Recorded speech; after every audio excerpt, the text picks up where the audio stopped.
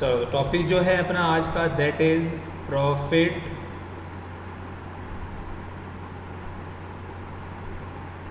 And loss. Profit and loss थोड़ा मोटा चल रहा है, इसको मैं छोटा कर देता हूँ। चलो बच्चों देखो, प्रॉफिट एंड लॉस समझने से पहले हमको कुछ इसके अंदर जो बेसिक चीज़ है वो समझना इंपॉर्टेंट है, बिल्कुल बेसिक। देखो दो चीज़ें होती हैं, पहली होती है अपनी दो प्राइस होते हैं। पहला होता है अपना cost price, first is cost price and second is selling price. Selling price और later on we will do study of discounts. ठीक है, अब देखो कॉस्ट प्राइस क्या होती है, सेलिंग प्राइस क्या होती है, पहले वो समझ लेते हैं। जैसे मान लो आप मान लो एक शॉपकीपर हैं, ठीक है ना। तो आप सामान लेते हैं बाहर से और फिर आप उसको बेचते हैं, ठीक है ना। तो मान लो सपोज करो आपने पेंसिल्स ली, ठीक है। और आपने जो पेंसिल्स ली उसके अंदर एक पेंसिल का जो प्राइस है, वन पेंसिल जो प्राइस है, एक पेंसिल का जो प्राइस है वो मान लो आपको पड़ा 5 रुपये। सपोज करो आपने एक पेंसिल ली 5 रुपये की, तो इट इज़ कॉस्ट प्राइस, जो आपने खरीदा है, ठीक है, ये आपने खरीदा है 5 रुपये का, तो ये क्या हो गया मेरा कॉस्ट प्राइस, ठीक है। अब मान लो आप शॉपकीपर है तो आप बेचेंगे भी, आपके पास कस्टमर आता है, आपने वो पेंसिल बेची। इसको दो केस बनाता हूँ। पहला केस क्या है इसके अंदर, अगर आप पेंसिल बेचते हैं इसको 7 रुपये में, ठीक है, तो ये आपकी सेलिंग प्राइस है, आपने बेची 7 रुपये में। दूसरा केस अगर मान लो आपने पेंसिल बेची 4 रुपये में, ठीक है, तो कॉस्ट प्राइस क्या थी आपकी यहाँ पर 5 रुपये, ठीक है। पहला जो केस बनाया मैंने सेलिंग प्राइस का, दैट इज़ 7 रुपीज़। तो नो डाउट जब आपने 5 रुपये में खरीदी और 7 रुपये में बेची, तो बच्चों क्या हुआ, आपको प्रॉफिट हुआ। कितना प्रॉफिट हुआ, 2 रुपये का प्रॉफिट हुआ नहीं हुआ। कैसे आए ये, selling price minus cost price, ठीक है। तो प्रॉफिट की अगर बोला जाए तो प्रॉफिट क्या होगा मेरा, selling price minus cost price. हमेशा प्रॉफिट क्या होगा, सेलिंग प्राइस में से कॉस्ट प्राइस को माइनस करेंगे, ठीक है। अभी मैं ओनली प्रॉफिट की बात कर रहा हूँ, प्रॉफिट परसेंटेज की बात नहीं कर रहा, ठीक है। अब देखो सेकंड केस क्या था मेरा, मेरी कॉस्ट प्राइस तो 5 रुपये थी, लेकिन सेलिंग प्राइस क्या थी मेरी 4 रुपये। तो इस केस में मुझे प्रॉफिट तो हुआ नहीं, क्या हो गया, लॉस हो गया लॉस। और कितने का लॉस हुआ, 5 माइनस 4 दैट इज़ 1 रुपीज़। ये 1 रुपीज़ से क्या हो गया, लॉस हो गया। मतलब 5 रुपये में आपने एक पेंसिल खरीदी और 4 रुपये में बेच दी, तो आपको तो घाटा हुआ ना, कितना, 1 रुपये का घाटा हुआ। तो मैंने क्या बताया आपको, लॉस कितना हो गया आपको यहाँ पर, 1 रुपीज़ का लॉस हो गया। अभी मैंने आपसे ओनली प्रॉफिट और लॉस के बारे में बात किया है, प्रॉफिट परसेंटेज और लॉस परसेंटेज के बारे में बात नहीं किया है, ठीक है। अब देखो इसी केस को आगे देखो करते हैं। अब मान लो आपसे कोई यहाँ पे पूछता है, कि आपने जो कॉस्ट प्राइस थी पेंसिल की वो 5 रुपये थी और सेलिंग प्राइस थी पहले केस में ये थी 7 रुपये। तो कोई आपसे पूछता है कि बताओ भैया कितना आपको प्रॉफिट हुआ, प्रॉफिट और लॉस, लेकिन किस में बताना है, परसेंटेज में बताना है। किस में बताना है, परसेंटेज में। तो सबसे पहली बात तो प्रॉफिट निकाल देंगे, प्रॉफिट पता लग ही रहा है, कितना हुआ प्रॉफिट हमको यहाँ पर, 7 माइनस 5 दैट इज़ 2 रुपीज़ का प्रॉफिट हुआ।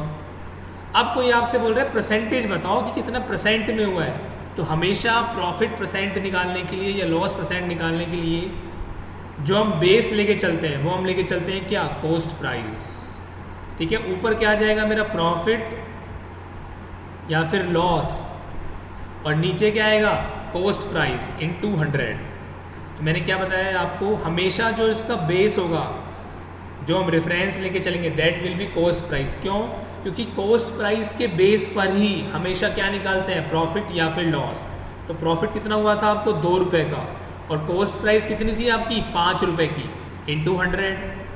तो सॉल्व करेंगे तो ये आएगा 40%। इसका मतलब क्या हो गया कि आपको 40% का प्रॉफिट हो गया जब आपने एक पेंसिल को सेल आउट किए।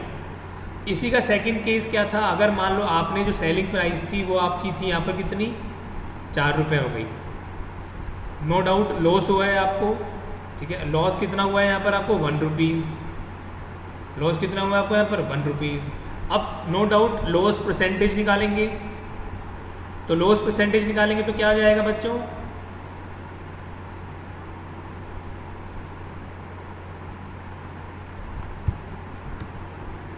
लॉस परसेंटेज में ऊपर क्या जाएगा मेरा, लॉस कितना लॉस हुआ है, ₹1 का लॉस हुआ है, और नीचे क्या आएगा हमेशा, cost price, that is 5 into 100। तो ये कितना हो गया, 20% का क्या हो गया, लॉस हो गया आपको एक पेंसिल बेचने के ऊपर। बताओ क्लियर हो गया, प्रॉफिट और लॉस का कॉन्सेप्ट क्लियर हो गया बच्चों। सबसे पहली बात मैं लिख देता हूँ यहाँ पर आपके सामने कि प्रॉफिट और लॉस ऑलवेज, लिख लेना ये साथ साथ में, always calculated with respect to cost price, हमेशा, ठीक है। सेकंड चीज़ यहाँ पर क्या आएगी, प्रॉफिट क्या होगा आपको पता ही है, प्रॉफिट कब होगा, जब मेरी सेलिंग प्राइस ज़्यादा होगी किससे, कॉस्ट प्राइस से। और लॉस कब होगा बच्चों, जब मेरी कॉस्ट प्राइस क्या होगी, ज़्यादा होगी मेरी सेलिंग प्राइस से, ठीक है। ध्यान रखना इस चीज़ को, ठीक है ना। बच्चे गलती कर देते हैं, बच्चे कभी कभार नेगेटिव में ले आते हैं आंसर, तो नेगेटिव में आंसर नहीं आता, वो लॉस हो रहा होता है, ठीक है। ये चीज़ क्लियर हो गई बच्चों। बस इस प्रॉफिट एंड लॉस का यही थीम था। जब हम आगे डिस्काउंट के बारे में पढ़ेंगे, तो डिस्काउंट के बारे में जब हम पढ़ेंगे तो डिस्काउंट के रिस्पेक्ट में एक और चीज़ आ जाएगी, मार्केट प्राइस। तो मैं तब बताऊंगा आपको कि मार्केट प्राइस के रिगार्डिंग किस तरह के क्वेश्चन क्रिएट होते हैं, ठीक है। चलो नाउ प्रोसीड टू क्वेश्चंस। तो देखो पहला क्वेश्चन देखते हैं हम। फर्स्ट क्वेश्चन देखो,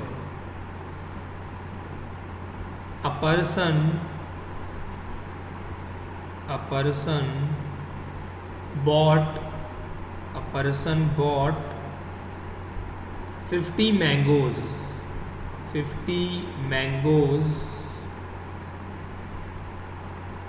for rupees 300 and sold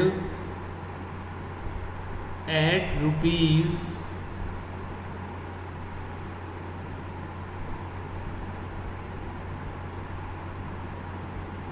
84 per dozen,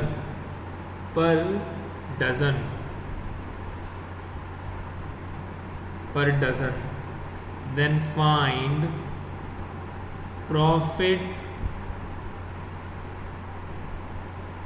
or loss percentage.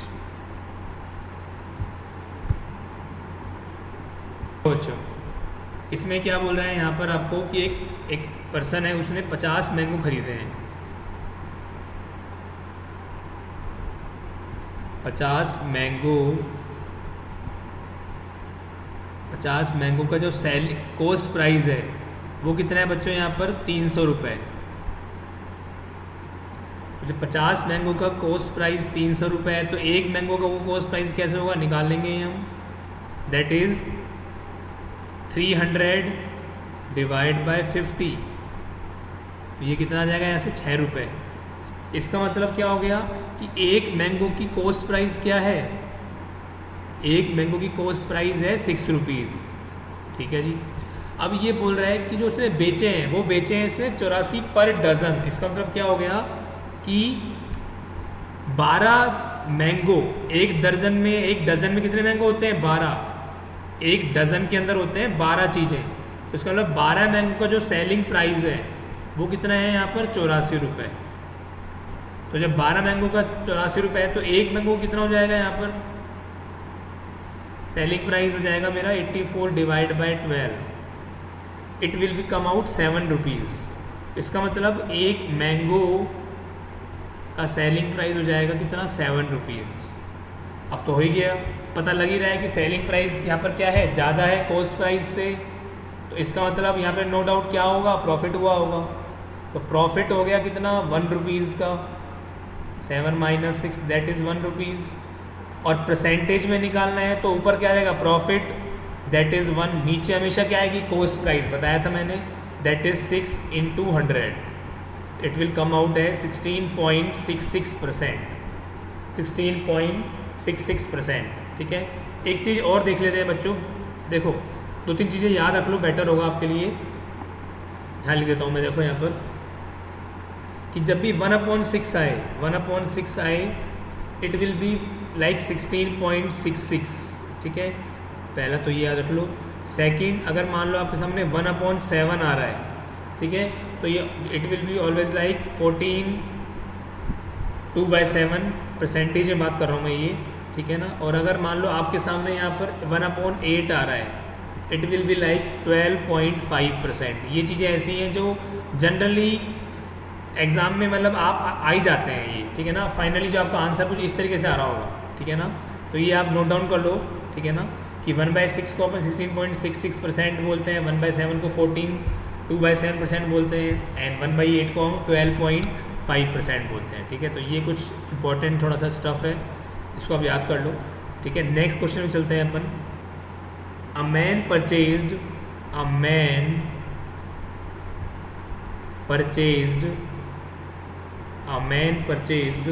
3 erasers 4 rupees 2 and sold them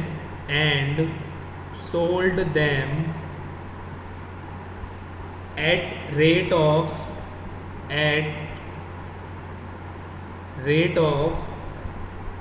4 eraser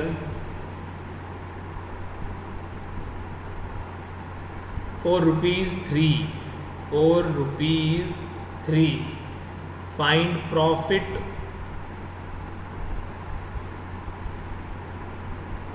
और लॉस परसेंटेज।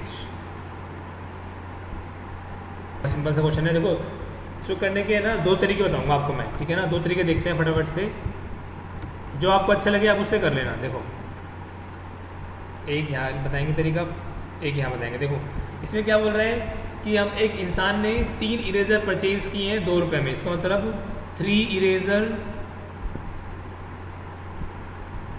कॉस्ट प्राइस कितनी हो गई 3 इरेज़र की 2 रुपीज़। तो इसका मतलब एक इरेज़र की कितनी हो जाएगी यहाँ पर 2/3 हो जाएगी, ठीक है। और जो उसने सेलिंग की है वो किस तरीके से की है, 4 इरेज़र की जो सेलिंग प्राइस है दैट इज़ 3 रुपीज़। तो इसका मतलब एक की कितनी हो जाएगी, एक इरेज़र की सेलिंग प्राइस दैट इज़ 3/4, ठीक है। तो यहाँ पर आपको पता लग ही रहा है कि जो कॉस्ट सेलिंग प्राइस है वो ज़्यादा है किससे, कॉस्ट प्राइस से, ठीक है।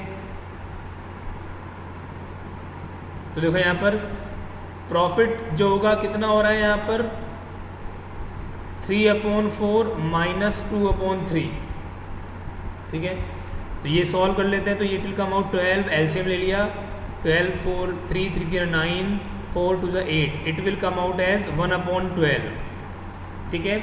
1/12, तो मैंने आपको बताया था अगर 1/12 आंसर आ रहा हो तो direct we can write what 12.5%। आप निकाल सकते हैं, निकालना चाहो तो निकल भी जाएगा। कैसे निकल जाएगा, निकालने का तरीका देख लेते हैं अपन कि मैंने कैसे लिखा ये। तो सिंपल है, देखो यहाँ पर बच्चों को अपना जो कॉस्ट प्राइस था वो कितना था यहाँ पर एक इरेजर का, दैट इज़ 2/3, दैट इज़ 2/3। और प्रॉफिट कितना हुआ मेरा 1/12। तो प्रॉफिट परसेंटेज क्या होता है, प्रॉफिट अपॉन में कॉस्ट प्राइस। तो प्रॉफिट कितना हुआ बच्चों यहाँ पर 1/12 डिवाइड बाय कॉस्ट प्राइस कितना है बच्चों, मेरा एक इरेजर की बात कर रहा हूँ, दैट इज़ 2/3, ठीक है। जब सॉल्व करेंगे तो ये कैंसिल हो गया, ठीक है। और ये क्या जाएगा, यहाँ मल्टीप्लाई होकर 1/8, तो it will be comes out as 12.5% जब हम मल्टीप्लाई करेंगे 100 से। तो एक ही बात है, ये तो हुआ एक तरीके करने का। अब सेकंड मेथड देखते हैं, सेकंड मेथड से कैसे सॉल्व करेंगे इसको। देखो सेकंड मेथड देखते हैं, ये भी अच्छा मेथड है। देखो इसमें क्या बोल रहा है यहाँ पर कि मेरे पास 3 इरेज़र थे, ठीक है, जिसकी कॉस्ट प्राइस थी कितनी 2 रुपीज़ थी। मैं क्या करता हूँ, और मेरे पास क्या दिया हुआ है यहाँ पर, यहाँ 4 इरेज़र थे जिसकी सेलिंग प्राइस क्या थी, ये कॉस्ट प्राइस है, और ये सेलिंग प्राइस है। ये कितनी थी बच्चों यहाँ पर, दैट इज़ 3 रुपीज़। मैं क्या करता हूँ, दोनों को इक्वल बनाता हूँ। कैसे, यहाँ पे मल्टीप्लाई करता हूँ 3 इरेजर को 4 से, तो ये क्या आ गया, 12 इरेजर आ गया। तो जब यहाँ मल्टीप्लाई किया है 4 से, तो यहाँ भी मल्टीप्लाई करूँगा, तो ये क्या आ गया, 2 × 4 दैट इज़ 8 रुपीज़। इसका मतलब क्या हो गया कि 12 इरेजर की कॉस्ट प्राइस कितनी है, 8 रुपये। अब नीचे भी यही करता हूँ, यहाँ मल्टीप्लाई करता हूँ 3 से, तो ये क्या हो गया, 12 इरेजर हो गया। यहाँ मल्टीप्लाई करता हूँ किससे,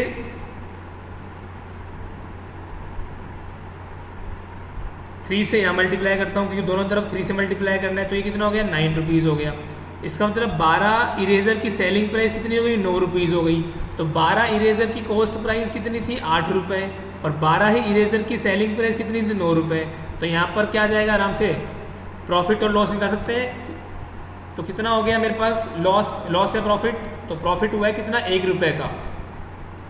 और किस पे हुआ है मेरा, कॉस्ट प्राइस पे हुआ है। कॉस्ट प्राइस क्या है इतना मेरा, 8 × 100, तो अगेन वही आ गया बच्चों मेरे पास, दैट इज़ 12.5%। तो चाहे आपके पास एक इरेजर हो, चाहे आपके पास 2 इरेजर हो, चाहे आपके पास 3 इरेजर हो, प्रॉफिट मेरा सेम ही आएगा। ऐसा नहीं है कि आप एक इरेजर बेच रहे हैं तो प्रॉफिट कम आ रहा है, और अगर आप 10 इरेजर बेच रहे हैं तो प्रॉफिट ज़्यादा आ रहा है, प्रॉफिट सेम ही आएगा बच्चों। क्लियर हो गया। मैंने यहाँ पर क्वांटिटी इक्वल कर दी।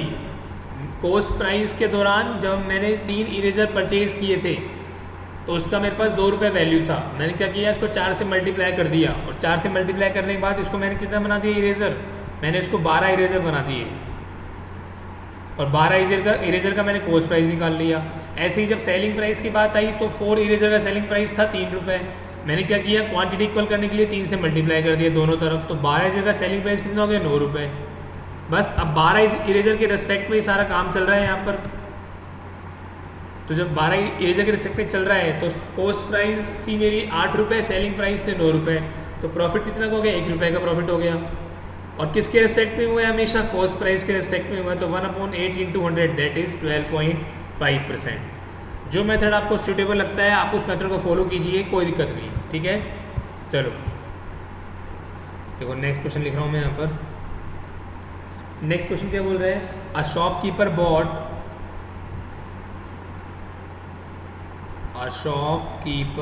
bought 5 articles for rupees 12 and sold them for 7 articles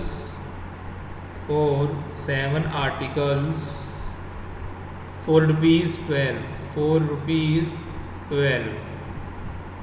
Then find profit और लॉस परसेंटेज। चलो मैं कराता हूँ इस क्वेश्चन को, फटाफट से देखते हैं बच्चों। देखो इसके अंदर क्या बोल रहा है ये, अ शॉपकीपर बॉट 5 आर्टिकल्स, तो इसका मतलब 5 आर्टिकल्स का कॉस्ट प्राइस है 12 रुपये, और 7 आर्टिकल्स का है सेलिंग प्राइस, ये भी 12 रुपये है। मैं क्या करता हूँ, आर्टिकल्स की क्वांटिटी को इक्वल करता हूँ, तो मैं क्या करता हूँ, मल्टीप्लाई करता हूँ ऊपर वाले को 7 से, तो ये कितना हो जाएगा यहाँ पर 35 आर्टिकल्स का कॉस्ट प्राइस हो जाएगा यहाँ पर मेरे पास 84 रुपीज़। और यहाँ पर क्या करता हूँ, मल्टीप्लाई करता हूँ किससे, पूरे को 5 से, तो आर्टिकल्स कितने हो गए, 35 आर्टिकल्स हो गए, और सेलिंग प्राइस कितना हो गया, 60 रुपीज़ हो गया, ठीक है ना। तो कॉस्ट प्राइस कितना था मेरे पास 84, सेलिंग प्राइस क्या था मेरा 60 रुपीज़। यहाँ पर जो कॉस्ट प्राइस है वो ज़्यादा हो गया सेलिंग प्राइस से, तो नो डाउट क्या होगा, लॉस होगा। लॉस निकालने के लिए, परसेंटेज लॉस निकालने के लिए ऊपर क्या आ जाएगा, loss that is 84 - 60 divide by cost price that is 84 × 100। नीचे लेके आते हैं, इसको सॉल्व करेंगे तो it will B come out like 24/84 × 100, it will be like 28 4/7%, ठीक है। तो आपको बस यहाँ ध्यान क्या रखना है, अगर आपको सेकंड मेथड यूज़ करते हो तो आपको क्वांटिटी क्या बनानी है, सेम बनानी है। क्वांटिटी क्या बनानी है आपको, सेम बनानी है अगर आप सेकंड मेथड यूज़ करते हो तो। और फर्स्ट मेथड में तो आप कुछ नहीं कर सकते, आराम से एक आर्टिकल का कॉस्ट प्राइस निकाल लो और एक ही आर्टिकल का सेलिंग प्राइस निकाल लो, फिर माइनस कर दो, लॉस आ गया, divide by cost price into 100 कर दो, वही सेम आंसर आएगा। ठीक है। एप्टीट्यूड को करने के बहुत सारे मेथड होते हैं, ठीक है ना, जो आपको सूटेबल लगे आप उसको यूज़ करिए, कोई दिक्कत नहीं है। ठीक है। देखो बच्चे, क्वेश्चन क्या बोल रहा है कि मेरे पास एक शॉपकीपर ने 6 आर्टिकल सोल्ड किए, ठीक है ना, सॉरी परचेज़ किए, तो 6 आर्टिकल्स परचेज़ किए उसने, 6 आर्टिकल्स परचेज़ किए उसने कितने, 7 रुपये में। ठीक है जी। और सोल्ड किए 5 आर्टिकल्स 8 रुपये में। तो मैं क्वांटिटी इक्वल बनाता हूँ। सबसे पहले मैं ना इसको मल्टीप्लाई करता हूँ 5 से, इसको मल्टीप्लाई करूँगा 6 से, तो जो यहाँ से क्या आ जाएगा, 30 आर्टिकल्स का जो कॉस्ट प्राइस था दैट विल बी 35 रुपीज़, और 30 आर्टिकल्स का सेलिंग प्राइस जो था दैट इज़ 48 रुपीज़। इतना क्लियर हो गया आप लोगों को। तो अब इधर देखते हैं अपन एक चीज़ देखते हैं यहाँ पर,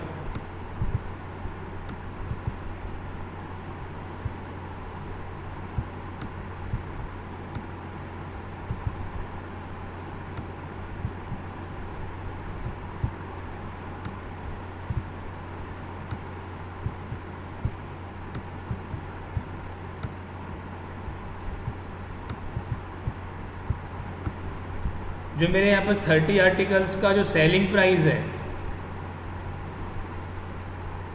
दैट इज़ 48 रुपीज़।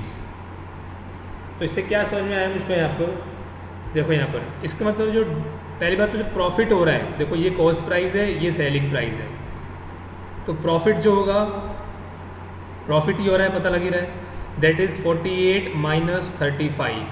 प्रॉफिट हो रहा है कितना, 13 रुपीज़ का प्रॉफिट हो रहा है, और कॉस्ट प्राइस कितनी है मेरी यहाँ पर 35, तो प्रॉफिट परसेंटेज निकालेंगे तो ये आ जाएगा 13/35। ठीक है, 13/35, ये मेरा प्रॉफिट आ गया। लेकिन हमको क्या निकालना है, हमको निकालना है कितने आर्टिकल बेचे। तो देखो सिंपल है, एक तरफ लिखते हैं नंबर, एक तरफ लिखते हैं अपन प्रॉफिट। ठीक है, तो जब मेरे पास 30 आर्टिकल थे तब मेरा प्रॉफिट आ रहा था कितना, यहाँ पर 13 रुपये का। देख लो, जब मैंने 30 आर्टिकल्स को बेचा तो मेरा प्रॉफिट आ रहा था कितना, 13 रुपये का। तो मेरे पास जब 650 प्रॉफिट रहा है तो कितने आर्टिकल्स यहाँ पर मैंने बेचे होंगे, इसको एक्स मान लिया। मैंने क्या किया भाई, सेम यूनिटी फॉर्मूला, कि मेरे पास जब 13 रुपये का प्रॉफिट होता है तो मैंने आर्टिकल बेचे 30। अब जब मेरे पास 650 का प्रॉफिट होता है तो मैंने कितने आर्टिकल बेचे होंगे, तो 30/13 इंटू 650। ऐसे कर लो, या फिर आप इस तरीके ऐसे कर सकते हैं कि इसको मल्टीप्लाई करो इससे, इसको मल्टीप्लाई करो इससे, दोनों इक्वल कर दो, वही चीज़ आ जाएगी। जैसे देख लो, 30 into 650 is equal to 13x। तो x की वैल्यू निकाल लोगे तो 30 इंटू 650 डिवाइड बाय 13, जो मैंने यहाँ किया था। तो ये कैंसिल आउट हो गया, तो कितना आ गया बच्चों यहाँ से 1500 आर्टिकल्स। मतलब जब मैंने 1500 आर्टिकल्स बेचे तो मुझे 650 रुपये क्या हुआ, प्रॉफिट हुआ। अब अपन पार्ट 2 के रिगार्डिंग क्वेश्चन करते हैं। देखो यहाँ पर पार्ट 2 लिख देता हूँ मैं यहाँ पर, बहुत बच्चे कंफ्यूज होते हैं इस तरह के पार्ट में। देखो यहाँ पर क्वेश्चन करते हैं, बस थीम याद रखना हमेशा कि हमेशा profit and loss will be calculated on cost price. Selling price ज़्यादा है तो प्रॉफिट होगा, कॉस्ट प्राइस ज़्यादा है तो लॉस होगा। देखो एक क्वेश्चन देखते हैं फटाफट से। A shopkeeper